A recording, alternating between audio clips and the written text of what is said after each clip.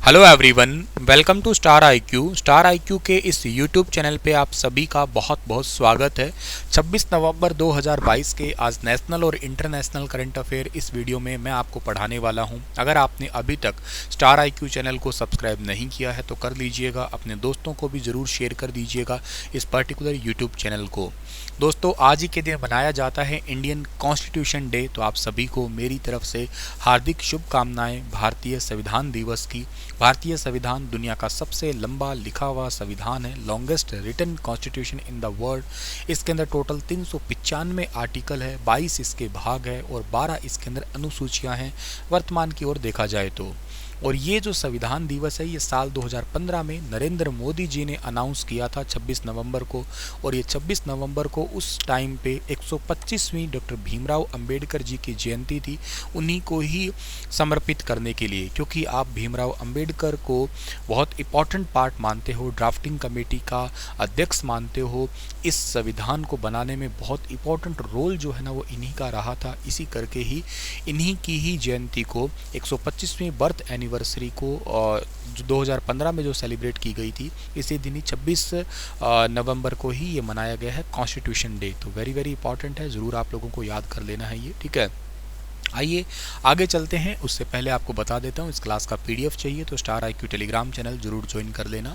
कल आपसे एक सवाल पूछा था कि ऋग्वेद के अनुसार दशराज युद्ध किस नदी पे हुआ है, तो इसका सही आंसर था परुषणी। ऑप्शन नंबर डी इस सवाल का ठीक था। ऋग्वेद के अनुसार दशराज युद्ध भरतजन के राजा सुदास और 10 राजा पुरा, यदु, तुर्वासा, अनु, द्रुहु, अलीना, पख्ता, भलाना, शिव और विष्णिन इन समूह के बीच हुआ था। और इस युद्ध में सुदास की जीत हुई थी और परुषणी नदी के किनारे यह युद्ध हुआ था। अंतर्राष्ट्रीय महिला हिंसा उन्मूलन दिवस कब मनाया जाता है? International day the elimination of violence against women observed. अंतर्राष्ट्रीय महिला हिंसा उन्मूलन दिवस 25 नवंबर को सेलिब्रेट किया जाता है। ऑप्शन नंबर सी ठीक रहेगा। स्टॉप वायलेंस अगेंस्ट वुमेन के तहत इसको इस बार मनाया गया था। ए सी वाला ऑप्शन जो है ना इस सवाल का ठीक है। इस दिन का मनाने का उद्देश्य टारगेट क्या है सर? तो इसका मतलब है महिलाओं के खिलाफ लिंग आधारित हिंसा के आधार पर जागरूकता बढ़ाना। ये महिला है तो इनको नीचे दबा दिया जाए, पुरुष है तो ऊंचा उठ दिया जाए, ठीक है ना।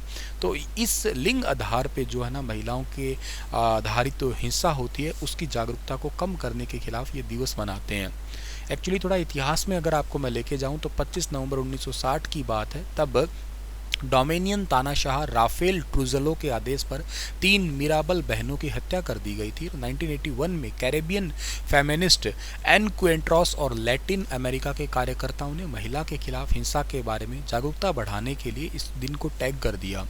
अब राष्ट्रीय अपराध जो रिकॉर्ड ब्यूरो है उसके अकॉर्डिंग भारत में महिलाओं के खिलाफ हिंसा, बलात्कार, दहेज हत्या, घरेलू हिंसा ये इस रूप में बहुत ज़्यादा है। ज़्यादातर देखा जाए तो इसमें दहेज हत्या, हिंसा, बलात्कार ये थोड़ा ज़्यादा इंडिया में प्रचलित है। इन चीज़ों में इससे लाखों महिलाएं हर साल में प्रताड़ित होती दिखाई देती है। अनवर इब्राहिम किस देश के नए प्रधानमंत्री बने हैं? इनके चेहरे की खुशी अलग ही नज़र आ रही है, क्योंकि मैं बता देता हूँ ये खूब चर्चा में रहे हुए व्यक्ति है अनवर इब्राहिम। ये अभी मलेशिया के नए प्रधानमंत्री बने हैं और ये व्यक्ति लगभग 1 दशक ऑलमोस्ट 10 साल से ज़्यादा जेल में रह चुके हैं घोटाले के लिए।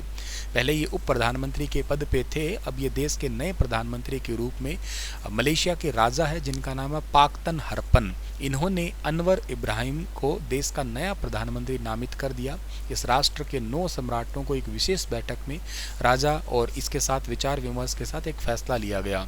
सालों तक विपक्ष में रहने के बाद इनको सत्ता मिली है।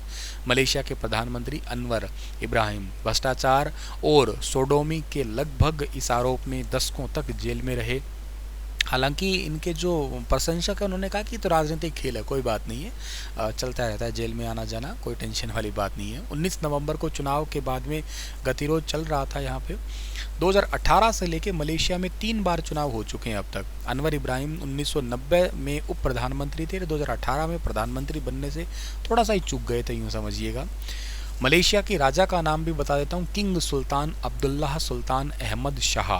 बहुत लंबा नाम है, किंग सुल्तान अब्दुल्ला सुल्तान अहमद शाह। इनके पास प्रधानमंत्री को नियुक्त करने की पावर होती है और इनके पास सभी दलों के बहुमत होना भी बहुत ज़रूरी है। 5 दिन पहले इस चुनाव में अनवर इब्राहिम के समर्थन वाले गठबंधन पाकिस्तान हार पात ने जो है ना वो टोटल 82 सीटें जीती थी और इसी करके जो है ना इनको बनाया गया है प्रधानमंत्री। पुराने वाले प्रधानमंत्री का नाम नजीब, वो भी घोटाले में 12 साल से जेल में, मतलब 12 साल की सज़ा हुई है, जेल में सज़ा काट रहे हैं। साल 2020 में जब अनवर प्रधानमंत्री बनने वाले थे तब इन दल के नेता कुछ पार्टी में फिर मिल गए थे, फिर सरकार गिर गई थी इनकी। तो मलेशिया के पूर्व प्रधानमंत्री अरबों डॉलर्स के घोटाले के कारण अब जेल में बंद है। क्या ही तो गजब काम हो रहा है भैया इनका, ठीक है। चलो ये तो चलो बात ठीक है, पर मलेशिया की बात करता हूँ तो मलेशिया मैं मेरे पर्सनल पॉइंट ऑफ व्यू से one of my favourite country, वैसे मेरा फेवरेट कंट्री तो नॉर्वे है, लेकिन उनमें से भी एक मुझे बड़ा पसंद है, यहाँ की राजधानी कुआलालंपुर, ये मुझे बहुत ज़्यादा पसंद है।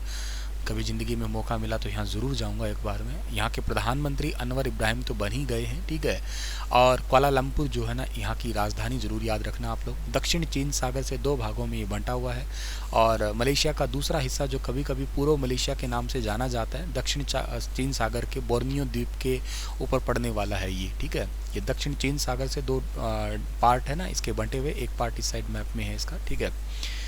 अगला सवाल है कि किस बैंक ने भारत का पहला स्टिकर आधारित डेबिट कार्ड लॉन्च किया है? तो स्टिकर आधारित डेबिट कार्ड लॉन्च किया है और इस बैंक का नाम है IDFC first bank. IDFC first bank ने, मतलब ये एक समझो कार्ड है जिससे आप NFC जो नियर फील्ड कम्युनिकेशन होता है इसी को टैप करके, मतलब आप लोग इस कार्ड को सिर्फ जस्ट टच करके जो है पॉइंट ऑफ सेल टर्मिनल से भी काम ले सकते हो या ट्रांजैक्शन का काम कर सकते हो। तो स्टिकर वाला एक, जैसे आप मेट्रो कार्ड के साथ में यूज़ करते हो ना, समथिंग ऐसा ही एक फर्स्ट कार्ड लॉन्च किया है IDFC ने। IDFC first bank association with national payment corporation of India NPCI के साथ में जिन्होंने first sticker based debit card launch किया है। ये बहुत इंटरेस्टिंग और इम्पॉर्टेंट है, ऐसा अब तक किसी ने नहीं किया है। तो यूँ समझिएगा कि हर जगह आपको डेबिट कार्ड ले जाने की कोई ज़रूरत नहीं है, बस स्टिकर आधारित कार्ड है जिसका यूज़ आप लोग कर सकते हैं। ये भारत का पहला ही है, ठीक है। और इसके अलावा जो है ना ये आपको ये याद रखना है कि IDFC फर्स्ट बैंक है, इसके CEO का नाम क्या है? V विद्यानाथन है। हेडक्वार्टर का जो है वो मुंबई में, बैंक बना था अक्टूबर 2015 के अंदर। वन्य जीव शिखर सम्मेलन में किस कछुआ प्रजाति को संरक्षण के लिए भारत प्रस्ताव को अपनाया है? भारत के प्रस्ताव को अपनाया है तो ये कछुआ की प्रजाति है जिसका नाम है लिथ सॉफ्ट शेल कछुआ, जो आपको फोटो में दिखाई दे रहा है ना, ये इस टाइप की प्रजाति है लिथ सॉफ्ट शेल कछुआ। ये एक्चुअली धीरे धीरे ख़त्म होता ही जा रहा है। तो पनामा के अंदर चल रहा है विश्व वन्य जीव सम्मेलन, उसमें लिथ के सॉफ्ट शेल कछुए की सुरक्षा बढ़ाने के लिए भारत की इस प्रस्ताव को अपनाया गया है। ये धीरे धीरे ख़त्म होता जा रहा है, तकरीबन 30 साल पहले या तो देखने को मिला था या अभी कहीं देखने को मिल रहा है। इस करके इस प्रजाति को बड़ा मुश्किल से ढूंढा जा रहा है, तो इसको बचाने के लिए भारत ने एक यूँ कहिएगा एक सुझाव दिया था, इसको अपना लिया गया है। अभी इंडिया का प्रपोजल था ट्रांसफरिंग लिथ सॉफ्ट शेल टर्टल के लिए, जो पनामा के अंदर भी चल रहा है। 19th मीटिंग चल रही है conference of parties two cities के अंदर, जो 14 से 25 नवंबर 2022 तक यानी कि आज तक ही होने वाली है आपकी, ठीक है। कौन सा फुटबॉलर 5 वर्ल्ड कप में गोल करने वाला पहला खिलाड़ी बन गया है? 5 वर्ल्ड कप में गोल करने वाला पहला खिलाड़ी बन गया है, नाम है Cristiano Ronaldo. Option number B ठीक है, क्रिस्टियानो रोनाल्डो 5 अलग अलग वर्ल्ड कप में गोल करने वाले फुटबॉल इतिहास के पहले खिलाड़ी। उनकी पेलेंटी ने पुर्तगाल को कतर में चल रहे फीफा वर्ल्ड कप में घाना पर 3-2 से रोमांचक जीत दर्ज करने में मदद दिलाई। पुर्तगाल के कप्तान ने घाना के खिलाफ खेल के 65वें मिनट में पेलेंटी को गोल में बदलने का ये जो है ना उपलब्धि हासिल की। और अगर क्रिस्टियानो की बात करते हैं, जिनका जन्म 1985 को हुआ था, पोर्चुगल खिलाड़ी हैं, वैसे याद रखिएगा ये, ठीक है। किस राज्य में पोस्ट हार्वेस्ट मैनेजमेंट सेंटर और रूरल कलेक्शन सेंटर का उद्घाटन हुआ है? तो रूरल कलेक्शन सेंटर का उद्घाटन अभी हाल ही में किया गया है त्रिपुरा के अंदर। ऑप्शन नंबर ए इस सवाल का ठीक है, 24 नवंबर 2022 को। ये रूरल कलेक्शन सेंटर है क्या? इसमें 500 से ज़्यादा किसानों को और विशेषकर साप्ताहिक व्यापारियों को लाभ मिलेगा, जिसमें बिना पके फल और सब्जी की बर्बादी का कारण जो होता है, इससे किसानों को बहुत नुकसान हो जाता है। कई बार क्या होता है कि बिना बिके जो फल होते हैं वो पड़े पड़े पक जाते हैं, इतने ज़्यादा कि ख़राबी हो जाते हैं फिर। तो इससे जो है ना उनको लाभ दिया जाएगा। इससे कलेक्शन सेंटर होगा, इसमें अगर आपकी कहीं बिकते नहीं है तो आप यहाँ पे जाके सबमिट करवा के आ सकते हैं। त्रिपुरा उत्तर पूर्वी सीमा पर स्थित एक छोटा सा राज्य है और भारत का ये तीसरा सबसे छोटा राज्यों में से एक आता है, जिसका लगभग क्षेत्रफल 10,491 वर्ग किलोमीटर है। इसके उत्तर पश्चिम में तो बांग्लादेश ही लगता है, उत्तर पश्चिम दक्षिण में तीनों ओर से बांग्लादेश से। 2012 में इस राज्य की जनसंख्या लगभग 36,71,000 ही थी। अगरतला राजधानी है। माणिक शाह सरकार इसके जो है ना वो सीएम है और राज्यपाल का नाम Satyadev Narayan Arya. UNESCO Bharat Africa hackathon का आयोजन उत्तर प्रदेश के किस विश्वविद्यालय में हुआ है? तो यूनेस्को भारत अफ्रीका हैकथॉन का आयोजन अभी हाल ही में गौतम बुद्ध विश्वविद्यालय, गौतम बुद्ध यूनिवर्सिटी के अंदर हुआ है। अभी 36 घंटे का एक कार्यक्रम था जो कि उत्तर प्रदेश के गौतम बुद्ध विश्वविद्यालय में आयोजित किया गया। वार्षिक कार्यक्रम है, काफ़ी लंबा चलने वाला कार्यक्रम। इसमें 22 अफ्रीकी देशों के छात्रों ने जो है ना भाग लिया है और इसका उद्घाटन मुख्यमंत्री योगी आदित्यनाथ ने किया था।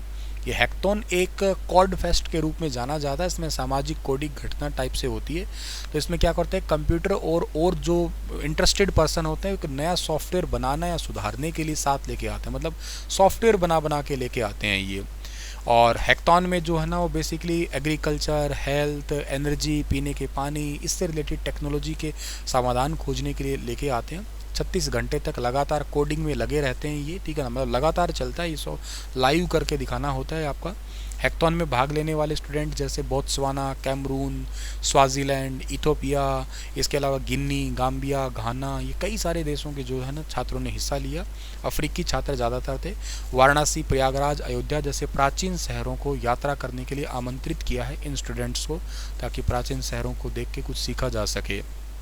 यूनेस्को की बात करूं तो यूनेस्को का फुल फॉर्म है United Nation Education, Scientific and Cultural Organization. 16 नवंबर 1945 को इसकी स्थापना हुई थी। पेरिस में इसका हेडक्वार्टर है और आद्रे ओजले जो है ना इसके अध्यक्ष हैं। इसी के साथ ये लेक्चर समाप्त करूं। और एक बात हाँ, और गौतम बुद्ध यूनिवर्सिटी है, इसकी स्थापना 2002 में हुई थी। यूनिवर्सिटी एक्ट था, लेकिन ये काम करने लगा था 2008 से, याद रखना। बी ग्रेड यूनिवर्सिटी है ये, ठीक है। और इसका एरिया बहुत बड़ा है यहाँ का, तकरीबन 500 से ज़्यादा एकड़ के अंदर ये फैली हुई यूनिवर्सिटी है। तो वेरी इंपॉर्टेंट है इस मामले में ये। चलिए, आप लोगों के लिए क्वेश्चन छोड़ के जा रहा हूँ। गुरु तेग बहादुर जी का शहादत हर साल कब मनाया जाता है? बताइए विस्तार से इसके बारे में। कल फिर हाजिर होता हूँ लेटेस्ट अपडेट के साथ में। तब तक के लिए अपना ख्याल रखना। Thank you so much.